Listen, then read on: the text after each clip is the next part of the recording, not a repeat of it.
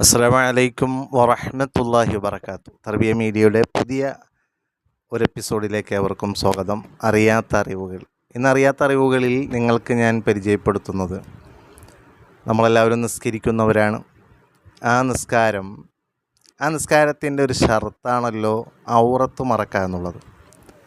നമ്മൾ വസ്ത്രം കൊണ്ട് നമ്മൾ ഔറത്ത് മറക്കണം. പുരുഷന്മാരുടെ ഔറത്ത് മുട്ടുപൊക്കിളിൻ്റെ ഇടയിലുള്ള എല്ലാ ഭാഗവും മറക്കണമെന്നാണ്. സ്ത്രീകളുടെ ഔറത്ത് മുഖവും മുൻകൈ ഒഴിച്ച് നിസ്കാരത്തിൽ മറക്കണമെന്നാണ്. പലപ്പോഴും ആ ഔറത്ത് മറക്കുന്ന വിഷയത്തിൽ അശ്രദ്ധ വരാറുണ്ട്. ഇതൊരു അറിയാത്ത അറിവുകളിൽ ഇന്ന് ചർച്ച ചെയ്യുന്നതാണ്.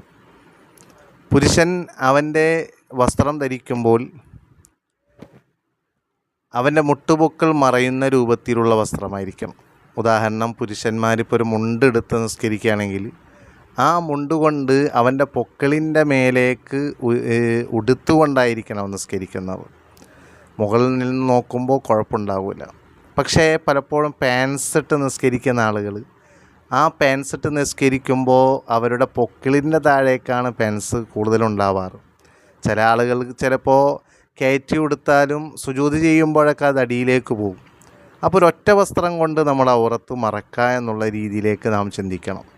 അപ്പോൾ പാൻസ് ഇടുന്ന ആളുകൾ എന്ത് ചെയ്യണം? ഒന്നുകിൽ അവരുടെ ഡ്രസ്സ്, അവരുടെ ഷർട്ട് ഇൻസൈഡ് ചെയ്ത് ബെൽറ്റൊക്കെ ഇട്ടിട്ട് ഉഷാറായിട്ട് നിസ്കരിച്ചാൽ അത് ഒരൊറ്റ വസ്ത്രം പോലെ കണക്റ്റഡായിട്ട് ചെയ്യുമ്പോൾ ഒരു വസ്ത്രം പോലെ ആകും. അതുപോലെ തന്നെ ഇനി അത് ചെയ്യാൻ സാധിക്കാത്ത ആളുകളുണ്ടാവും. പാൻസിൻ്റെ മുകളിൽ കൂടി ഷർട്ട് ഇടലായിരിക്കും അവരുടെ പതിവ് എങ്കിൽ ഉള്ളിലെ ഇന്നർ ബനിയൻ പാൻസിൻ്റെ ഉള്ളിലേക്കായിട്ട് നിസ്കരിക്കാൻ വേണ്ടി ശ്രമിക്കണം.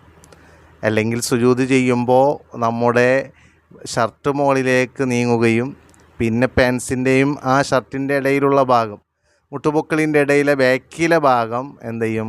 നിസ്കരിക്കുമ്പോൾ പലരുടെയും കാണാറുണ്ട്. ഇത് കൂടുതലും ചെറുപ്പക്കാരിലാണ് കണ്ടുകൊണ്ടിരിക്കുന്നത്. നിസ്കാരം ബാത്തിലാണ്, ഔറത്ത് വെളിവാകാൻ പാടില്ല. അതുപോലെ തന്നെ സ്ത്രീകളുടെ നിസ്കാരത്തിലും അതുപോലെ തന്നെ ശ്രദ്ധിക്കണം. അവരുടെ കഫ് കൃത്യമായിട്ട് അവർ മുൻകൈ ലോക്ക് ചെയ്തതാകണം. സുജൂദ് ചെയ്യുമ്പോൾ ഇങ്ങനെ അഴിഞ്ഞു പോകുന്ന രൂപത്തിലാണെങ്കിൽ അവരുടെ നിസ്കാരം ശരിയാവില്ല. അതുപോലെ തന്നെ അവരുടെ മുടി, അവരുടെ മുഖം, നെറ്റി കൃത്യമായിട്ട് മുടിയൊന്നും കാണാതെ ഒരു മുടി പുറത്തേക്ക് ഇങ്ങനെ ചാഞ്ഞ് പുറത്തേക്ക് നിൽക്കുന്നുണ്ടെങ്കിൽ അവരുടെ നിസ്കാരം ശരിയാവില്ല. അപ്പോൾ നമ്മുടെ നിസ്കാരത്തിനൊക്കെ വലിയ പ്രതിഫലം അള്ളാഹു ഓഫർ ചെയ്യുമ്പോൾ അതിലുള്ള സൂക്ഷ്മത നാം പാലിക്കുകയും അതിൻ്റെ ഷർത്തുകളൊക്കെ പാലിച്ചുകൊണ്ടായിരിക്കണം നാം നിർവഹിക്കേണ്ടത്. അപ്പോൾ ഈ ഒരു അറിവ് നല്ലോണം ശ്രദ്ധിക്കണം. അതോടൊപ്പം തന്നെ ഈ നിര്യാണിക്ക് താഴെ വസ്ത്രം വലിച്ചയച്ച് നടക്കുന്ന ചില ചെറുപ്പക്കാരൊക്കെ ഉണ്ട്. നിര്യാണിക്ക് താഴെ എന്ത് ചെയ്യാൻ പാടില്ല? വസ്ത്രം താഴ്ത്തിയിടാൻ പാടില്ല, നിസ്കാരത്തിൽ പ്രത്യേകിച്ചും പാടില്ല.